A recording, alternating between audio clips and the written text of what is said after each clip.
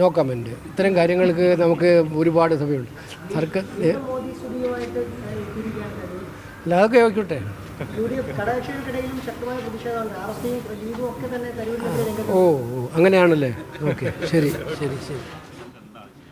അല്ല, കേന്ദ്ര സംസ്ഥാന സർക്കാരുകളുടെ ഭാഗത്തു നിന്ന് കുറേ കൂടി സക്രിയമായിട്ടുള്ള ആത്മാർത്ഥമായ ഇടപെടൽ ഉണ്ടാകണമെന്നുള്ളതാണ് ഈ നാട് ആഗ്രഹിക്കുന്നത്. കാരണം ഇത് നമ്മുടെ ഒരു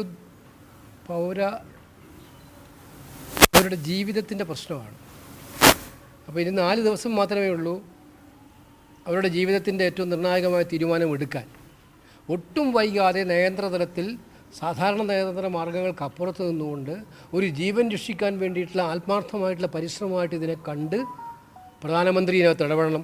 ഞങ്ങൾ ആവശ്യപ്പെട്ടുകൊണ്ട് പ്രധാനമന്ത്രിക്ക് കത്ത് കൊടുത്തു, പ്രധാനമന്ത്രിയോട് ആവശ്യപ്പെട്ടു.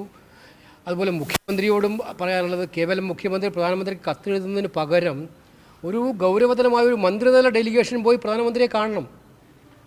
ഇത് കണ്ടിട്ട് ഈ കാര്യത്തിലുള്ള ഒരു ഗൗരവതരമായിട്ടുള്ള ഇടപെടലുകൾ നയതന്ത്രതലത്തിൽ ഉണ്ടാക്കാൻ സർക്കാർ തയ്യാറാകണമെന്നാണ് ഈ രാജ്യം മുഴുവൻ അതിനുവേണ്ടി പ്രാർത്ഥിക്കുകയാണ്.